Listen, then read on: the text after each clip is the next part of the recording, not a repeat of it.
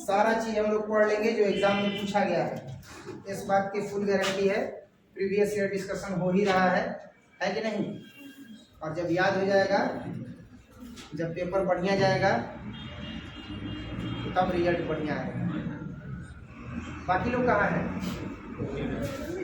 कोई नहीं आया, कोई बात नहीं। जो आए हैं वो देख रहे हैं ना, डिस्कशन हो रहा है ठीक से, आप लोग देखिए। और बाकी चीज़ें जो है वो हम लोग और डिस्कस करेंगे। जो नहीं आ रहे हैं वो लोग ऑनलाइन जो है वो देख लेंगे।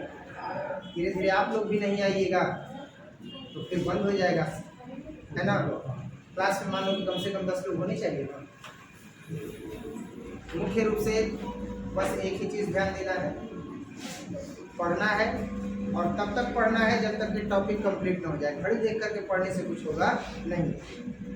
एक ही चीज़ बार बार बताते हैं कि सुबह में 5 बजे से लेकर के और सुबह के ही 10 बजे तक आपके पास 5 घंटा है।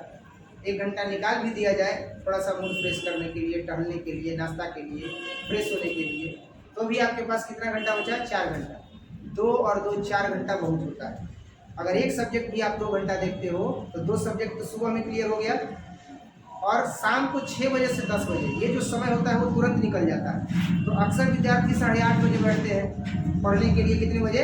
8:30 बजे। आप गौर कीजिएगा कि 6 बजे से लेकर के आप 10 बजे या 9 बजे तक का समय झटपट निकलता है। 9 बजे तक लगभग सब खा पी करके आए, 9 बजे बैठता है कोई पढ़ने के लिए। अब रात भर पढ़ोगे, रात सोने के लिए है ना। अगर ज़्यादा अगर आपको लेबर करना है तो आप लेबर कीजिएगा, हार्ड वर्क तो उसका कुछ प्रॉफिट नहीं मिलने वाला है। आपको स्मार्ट वर्क करना है। और स्मार्ट वर्क यही है कि आप शाम को 6 बजे करीब बैठ जाइए। अगर आपके पास समय है तो आप 5 बजे बैठ जाइए और 5 बजे से 10 बजे तक पढ़िए। तो भी कितना रहा? 5 घंटा। 1 घंटा और निकाल दो तो कितना बचा? 4 घंटा। 2-2 घंटा भी पढ़ोगे तो कितना हो गया? 2 सब्जेक्ट। 4 सब्जेक्ट रेडी हुआ कि नहीं हुआ? एक सब्जेक्ट के लिए अगर 2 घंटा समय आप दे रहे हो, ये कम नहीं है। और बेहतरीन नंबर आएगा अगर माइंड कंसंट्रेट करके पढ़ोगे तब। समझ में आया? हाँ, इस पर कमांड होना चाहिए, 2 घंटा से ज़्यादा नहीं। समझ में आया? बाकी स्टार्ट करते हैं आज का क्लास। और आज की क्लास में हम लोग डिस्कस करेंगे हिस्टोरी ऑफ इंग्लिश का क्वेश्चन नंबर 12। कौन सा क्वेश्चन? क्वेश्चन नंबर 12 हम लोग देखेंगे। और कल के क्लास में हम लोगों ने देखा था क्वेश्चन नंबर 11। कहाँ तक देखा था? क्वेश्चन नंबर 11 तक देखा था। और आज की क्लास में हम लोग डिस्कस करेंगे क्वेश्चन नंबर 12। देखते हैं कि क्वेश्चन नंबर 12 जो है वो क्या है। तो क्वेश्चन नंबर 12 है जो पूछा गया है बिहार बोर्ड के द्वारा प्रीवियस एग्जामिनेशन में कि how can we improve our English. हम कैसे अपने इंग्लिश को इम्प्रूव कर सकते हैं, हम कैसे अपने इंग्लिश को इम्प्रूव कर सकते हैं, सुधार सकते हैं, मजबूत बना सकते हैं। यानी हमारे बोलने की शैली, हमारे प्रोनाउंसिएशन, उच्चारण की शैली कैसे मजबूत हो सकती है। तो how can we improve our English, ये बताना है। तो we can improve our English to do something. हम निम्नलिखित चीजों को करके अपने इंग्लिश को इम्प्रूव कर सकते हैं। हम निम्नलिखित चीजों को करके अपने इंग्लिश को क्या कर सकते हैं? इम्प्रूव कर सकते हैं। पहला चीज क्या करेंगे? Don't be afraid to make mistakes. हमें भयभीत नहीं होना है गलती करने से। मान लो अगर गलती कर दी तो इससे भयभीत होने की जरूरत नहीं है। Don't be afraid to make mistakes. Mistakes करने से हमें डरना नहीं है। बी कॉन्फिडेंट, और हमें कॉन्फिडेंट बनना है। कॉन्फिडेंट बनने का मतलब कि हमारे अंदर जो है वह थोड़ी सी क्या होनी चाहिए? कॉन्फिडेंशियल नेचर जो है वो होनी चाहिए। अर्थात हमारे अंदर जो है वो आत्मविश्वास होना चाहिए। हमें आत्मविश्वासी बनना चाहिए, हमें कॉन्फिडेंट बनना चाहिए। और गलती करने से हमें डरना नहीं चाहिए। Put yourself in an English speaking environment. और हमें अपने आप को रख देना चाहिए, पुट कर देना चाहिए इंग्लिश स्पीकिंग एनवायरनमेंट में। यानी एक ऐसा एनवायरनमेंट जहाँ पर लोग इंग्लिश में बात करते हो, हमें वहाँ पर जो है वो क्या करना चाहिए? अपने आप को रखना चाहिए, उसी संग में रखना चाहिए, तभी हमारा इंग्लिश इम्प्रूव होगा। Where you can learn passively, जहाँ पर आप लगातार जो है वह सीख सकते हो हम इंग्लिश बोलना। डू प्रैक्टिस एवरी डे, और प्रत्येक दिन प्रैक्टिस करते रहना। Because practice makes the man perfect. Practice makes the man perfect. So do practice every day. प्रत्येक दिन आप प्रैक्टिस करते रहो, अभ्यास करते रहो। Practice the 4 crore skills reading, writing, speaking and listening. Practice the 4 crore skills reading. आप जो है वह 4 जो है 4 है जी, 4 core. Practice the 4 core skills reading. आप जो है वो 4 कोर स्किल्स रीडिंग को जो है वो प्रैक्टिस कीजिए। लिखने के प्रैक्टिस को जो है वो आप कीजिए, स्पीकिंग बोलने के तौर तरीकों को जो है वो आप प्रैक्टिस कीजिए, एंड लिसनिंग और सुनने के तौर तरीकों को आप क्या कीजिए, प्रैक्टिस कीजिए। अब जैसे सुनने का प्रैक्टिस करना है तो थोड़ा सा तो अजीब है, क्योंकि हमारा नेचर है कि हम किसी दूसरे को ही सुना देंगे, बोल के कैसे निकल जी, वो छोड़ दे तारा के फलाना के बेटी है कि नहीं, नहीं होता है जी, बोल के निकल जी, वो कमजोर समझा तारा का ना है, क्या करो बोलो, है कि नहीं। नहीं बच्चा, आना है, पढ़ना है, देखो ऐसे ऐसे पढ़ना है, ये टाइम टेबल है। हाँ सर ठीक है सर। अगले दिन फोन नहीं उठाया जा रहा है, काट दिया जा रहा है, अरे बाप रे बाप। अब तो समझाना है कि नहीं समझाना है? अगर बाई चांस फोन उठ गया तो समझाना है ना, सर कोई नहीं आ रहा है सर, भले कोई कहे या ना कहे, अनु कहे या ना कहे, लेकिन कहा जाएगा सर अनु करिए कि हम नहीं जाएंगे। अनु से बात हुआ तो अनु करिए, हाँ सर आएंगे sir, previous year question discussion होगा सर, हाँ आएंगे सर, एकदम पक्का आएंगे सर, है ना अनु। तब तक पता चला कि बिना अनु से पूछे ही मैसेज, सर अनु कह रही है कि वह नहीं आएगी। ये तो हिंदी में बातचीत हो रहा है, हम सुन रहे हैं, और इसी को अगर इंग्लिश में कहा जाए या किसी दूसरी चीज को अगर इंग्लिश में कहा जाए इस पूरे मामले से संबंधित, तो हम कह सकते हैं कि degree is just a piece of paper, real education seen in your behaviour. Degree is just a piece of paper, degree आपकी उपाधि, आपका सर्टिफिकेट जो आपके पास होगा, is just a piece of paper, वह मात्र एक कागज का टुकड़ा है। Real education seen in your behaviour, if you behave collaboratively, if you behave friendly, if you behave sincerely with one another, that means you are educated. But if you are not behave like a humanity way, अगर आप humanity way में behave नहीं करते हो, then you are not educated. If you don't respect to one another, then you are not educated. अगर आपके अंदर जो है वो ऐसी शिक्षा ही नहीं है कि आप एक दूसरे का सम्मान करो, एक दूसरे का सहयोग करो, तो आप शिक्षित नहीं हैं। कई लोग होते हैं जो शिक्षित होते हुए भी अशिक्षित व्यक्तियों की तरह जो है वो कार्य करते हैं, तो उनकी शिक्षा केवल शिक्षा ही है, लेकिन वह वास्तव में शिक्षित नहीं है, because your degree is just a piece of paper and real education seen in your behaviour. So you must put you in that environment where people speak in English and makes a environment where the English is speaking, then you improve your English. Otherwise you always mistake it, otherwise you will lose the chance to speaking in English. इसके बाद आप chance miss कर दोगे कि आप English में बात कैसे करोगे। So make an environment where everyone speak in English, where everyone afraid to not to make mistakes and be confident। और उसके लिए क्या रहना पड़ेगा, कॉन्फिडेंट रहना पड़ेगा, उसके लिए आत्मविश्वासी बनना होगा, गलती करने से जो है वह डरना नहीं होगा। तो वही चीज यहाँ बताया गया कि don't be afraid to make mistakes, गलतियां करने से डरना नहीं है, बी कॉन्फिडेंट, आत्मविश्वासी बनना है, put yourself in an English speaking environment where you can learn passively, put yourself in an English speaking environment, अपने आप को रख देना है इंग्लिश बोलने वाले माहौल के अंदर, where you can learn passively, जहाँ पर आप लगातार सीख सकते हो, do practices every day, हर दिन जो है वह प्रैक्टिस करते रहना है, practice the 4 core skills reading, practice the 4 core skills reading, writing, speaking and listening etc।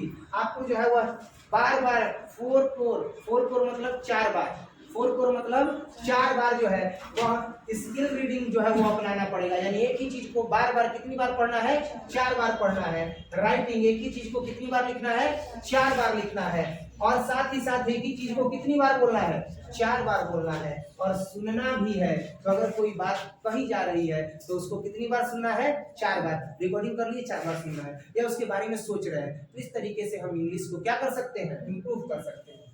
Next, right a note on the features of drama. Drama के फीचर्स पर जो है वो हमें एक नोट लिखना है। भाई ड्रामा के फीचर्स कौन कौन होते हैं? डायलॉग होता है, क्या होता है, डायलॉग होता है, गेस्चर होता है, सीन्स इफेक्ट होते हैं, कैरेक्टर होता है, और एक प्लॉट होता है, म्यूजिक होता है, और इसके बाद सोलियो क्यू होता है। तो the features of drama are plot, character, dialogue, gesture, scenes effect, music and soliloquy. अब इसके बाद क्या है, write were the major concerns of the early Indian poets writing in English. Write the major concern, write the major concern, major concern को लिखिए, बड़ी बड़ी चेतनाओं को लिखिए, of the early Indian poets, प्रारंभिक भारतीय कवियों के, राइटिंग इन इंग्लिश, जब वह इंग्लिश में लिखा करते थे। जब भारतीय कवि इंग्लिश में कविताओं को लिखा करते थे तो उनके मेजर कंसर्न को लिखिए, अर्थात उनके जो है वो बड़ी बड़ी चेतनाओं को लिखिए कि वह किस प्रकार की रचनाएं किया करते थे। इसका जवाब है कि Indian poets writing in English have succeeded to native और Indianise English in order to reveal typical Indian situation. Indian poets writing in English, Indian poet जो है वह इंग्लिश में क्या करते थे, लिखते थे। हैव सक्सीड टू नेटिव, और वह सफल हो गए नेटिव को दिखाने में, यानी गृह की दृश्यों को दिखाने में, यानी भारत के परिदृश्यों को दिखाने में, और इंडियनेज इंग्लिश, और जो इंडियनेज इंग्लिश है अर्थात जो भारतीय इंग्लिश है, in order to reveal typical Indian situation, और उसने आगाज कर दिया, रिवेल कर दिया टिपिकल इंडियन सिचुएशंस को शो करना। Indian English poetry is the oldest form of Indian English, और जो इंडियन इंग्लिश का पोएट्री है, जो इंडियन इंग्लिश का पोएट्री है मतलब जो भारतीय कविताएं हैं, is the oldest form of Indian English, वह इंडियन इंग्लिश का ओल्डेस्ट फॉर्म है, पुराना स्वरूप है लिटरेचर इंग्लिश साहित्य में। हेनरी लुइस विवियन डेजेरियो is considered the first poet in the lineage of Indian English poetry. जो हेनरी लुइस विवियन डिजोरियो है वह माने जाते हैं पहले कवि के रूप में इंडियन इंग्लिश पोएट्री के। भारतीय अंग्रेजी कविता के पहले कवि के रूप में कौन माने जाते हैं, तो हेनरी लोवी विवेनियन डिजोरियो जो है वो माने जाते हैं। फॉलोड बाय रविंद्रनाथ टैगोर, जिन्होंने किसका अनुपालन किया, तो रविंद्रनाथ टैगोर का, अर्थात रविंद्रनाथ टैगोर को इन्होंने जो है वो फॉलो किया। इसके बाद किसको, तो श्री अरबिंदो दास है ना, सॉरी श्री अरबिंदो घोष को इन्होंने जो है वो फॉलो किया। सरोजनी नायडू, माइकल मधुसूदन दत्त और तोरू दत्त अमंग अदर्स, और इनके साथ साथ अन्य लोगों को भी उन्होंने क्या किया, अनुसरण किया, और इस प्रकार से यह पहले कवि के रूप में जाने जाते हैं। नेक्स्ट है right the note on the dialects of middle English. Write the note on the dialects of middle English. Question number 15 है ना, आज ये कंप्लीट ही हो जाएगा। टोटल जो क्वेश्चंस है वो कितने हैं, 17 है। तो क्वेश्चन नंबर जो है वो हम देखेंगे 15, right a note on dialects of middle English. ठीक है, ये जो है वो इस साल के लिए जो है वो बोर्ड मॉडल है, और अभी जितना भी क्वेश्चन हम बताए हैं उसमें कुछ क्वेश्चन जो है वो हम बोर्ड मॉडल बताए हैं जी। तो अब जो है वो हम देखेंगे right a note on the dialects of middle English, यानी मिडिल इंग्लिश के जो डायलेक्ट्स हैं उनके बारे में लिखना है, और ये जो है वो क्या है, बोर्ड मॉडल है। अभी जितना भी क्वेश्चन हम पढ़े हैं वो सारा का सारा क्या है, बोर्ड मॉडल। क्लियर है ना, सारा का सारा क्वेश्चन बोर्ड मॉडल है, जिसमें अब पहला जो है वो अब हम देख रहे हैं, आज जो मैंने बोर्ड मॉडल किया वो कि write a note on the dialects of middle English. Middle English के डायलेक्ट्स के बारे में बताना है। तो जवाब है कि the middle English had 5 dialects. Middle English के कितने डायलेक्ट्स हैं, 5 डायलेक्ट्स हैं। दे आर नोन एज, वो जाने जाते हैं, सबसे पहला नॉर्थर्न, दूसरा southern, East Midland, West Midland and Kentish. ये जो है इसके डायलेक्ट्स हैं। किसके डायलेक्ट्स हैं, मिडिल इंग्लिश के। मिडिल इंग्लिश के जो डायलेक्ट्स हैं, northern, southern, East Midland, West Midland and Kentish, ये जो है वो डायलेक्ट्स हैं किसके, तो ये मिडिल इंग्लिश के डायलेक्ट्स हैं। Middle English has dialects number of 5. First is northern, second is southern, third is east midland, fourth is west midland, and 5 is Cantis. The Northumbrian of Old English is now called Northern. West section is now Southern. Mercian is divided into 2 dialects which came to be known as East Midland and West Midland dialects. Cantis remain unchanged. अब यहाँ पर ये बताया गया कि the Northumbrian of Old English is now called Northern. जो नॉर्थेरियन का old English है उसे कहा जाता है यहाँ पर क्या, नॉर्थर्न। वेस्ट सेक्शन का जो इंग्लिश है उसे जाना जाता है किसमें, तो southern. Mercian is divided into 2 dialects, और जो मर्सियन है वह 2 डायलेक्ट्स में विभाजित है, which came to known as East Midland and West Midland dialects. Cantis remains unchanged. So there are 5 dialects of Middle English. Middle English के कितने dialects हो गए, 5 dialects हो गए। फर्स्ट साउथर्न, दूसरा नॉर्थर्न, तीसरा साउथर्न, नॉर्थर्न और ईस्ट मिडलैंड, वेस्ट मिडलैंड और tenses. Next, what do you understand by received pronunciation, discuss. हमें जो है वो ये बताना है कि रिसीव्ड प्रोनाउंसिएशन से आप क्या समझते हो। अगर आपको रिसीव्ड प्रोनाउंसिएशन सही नहीं मिलता है तो आप उसको समझ पाओगे कि क्या कहा जा रहा है। प्रोनाउंसिएशन का मतलब हो गया उच्चारण। क्या हो गया? उच्चारण। अगर प्रोनाउंसिएशन सही से नहीं किया जाए, अब मान लो CAT कैट और उसको कहे CAT काट, CAT काट, CUT कट और उसको ले CUT कप। अब उसका उच्चारण समझना होगा ना, समझेंगे तब तो पता चलेगा कि CAT कैट, कैट मतलब बिल्ली। तो रिसीव्ड प्रोनाउंसिएशन अगर सही होगा तब हम उसका अर्थ सही से लगा सकते हैं, अन्यथा हम उसको समझने में क्या हो जाएंगे, असमर्थ हो जाएंगे। तो वही चीज यहाँ बताना है कि standard British English speech came to be known as RP और received pronunciation. Standard British English speech, जो मानक ब्रिटिश इंग्लिश का भाषण है, स्पीच है, भाषा है, came to be known as RP, वह अस्तित्व में आया है RP के रूप में, और इसी RP को कहा जाता है रिसीव्ड प्रोनाउंसिएशन, यानी उच्चारण प्राप्त करने के रूप में। Along its way to becoming a standard language, और इस तरीके के रास्ते में यह एक स्टैंडर्ड लैंग्वेज बन जाता है, क्योंकि जिसका प्रोनाउंसिएशन स्ट्रांग होगा वह स्टैंडर्ड लैंग्वेज बनेगा ही बनेगा। फॉर इंग्लैंड, इंग्लैंड के लिए English borrowed freely from languages, English को जो है वह अपनाया गया है स्वतंत्रता पूर्वक भाषाओं के द्वारा। That it's speaker came in contact, जहां इसके स्पीकर जो है संग में आते हैं विथ थ्रू ट्रेड, यानी इस व्यापार के द्वारा, यानी अपनाने के तरीके के द्वारा जो है इसके जो स्पीकर्स हैं, इसके जो लेखक हैं, इसके जो कवि हैं वह संपर्क में आते हैं, क्योंकि उनको क्या मिलता है, तो रिसीव्ड प्रोनाउंसिएशन बेस्ट मिलता है और वही एक स्टैंडर्ड लैंग्वेज बन जाता है। नेक्स्ट है right a note on Indian English, ये भी जो है वह बोर्ड मॉडल होगा। Right a note on Indian English, और आप मिला लीजिएगा कि क्या बोर्ड मॉडल और ये जो क्वेश्चन बताया गया है, ये क्वेश्चन आपके एग्जामिनेशन में आया था या नहीं आया था। लिख करके देंगे कि इस 17 क्वेश्चन में से पक्का है कि 4 गो क्वेश्चन आएगा, लेकिन जवाब किसका देना है, 2 का। कितना का देना है, 2 का देना है, क्योंकि एक क्वेश्चन देकर के अथवा में देगा और फिर एक क्वेश्चन देकर के अथवा में देगा, लेकिन देगा इन्हीं में से, कहीं बाहर से नहीं देने वाला। समझ में आ रहा है ना? तो जा करके इसको अच्छे से याद कर लेना। अब हम देखेंगे अंतिम प्रश्न कि write a note on Indian English. Indian English is speech और writing in English that shows the influence of the languages and cultures of India. Indian English is speech. Indian English जो है वह एक स्पीच है, भाषा है या भाषण है, और राइटिंग इन इंग्लिश, और जो इंग्लिश लिखना है, that shows the influence, वह प्रभाव को दिखाता है, of the language, भाषा के, and culture of India, और संस्कृति को दिखाता है भारत की। यानी एक हो गया इंग्लिश को बोलना, तो इंग्लिश को बोलना तो वो प्रभाव को दिखाता है कि भारत का प्रभाव कैसा है, लेकिन अगर लिखा जा रहा है इंग्लिश तो वह केवल और केवल भारतीय संस्कृति को दिखाया जाता है, भारतीय भाषाओं के प्रभाव को दिखाया जाता है। That shows the influence of the language, यह भाषा के प्रभाव को दिखाता है लिखना।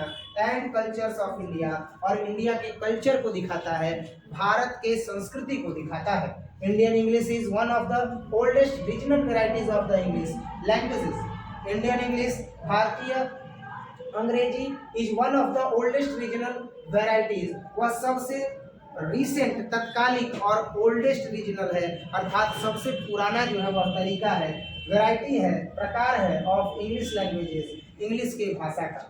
English is one of the 22 official language recognised by the constitution of India. English is one of the 22 official language, English जो है वह 22 भाषाओं में से एक ऑफिशियल लैंग्वेज है, अर्थात मान्यता प्राप्त भाषा है, recognised by the constitution of India, जो भारत के संविधान के द्वारा रिकॉग्नाइज की गई है, पहचान में आई है।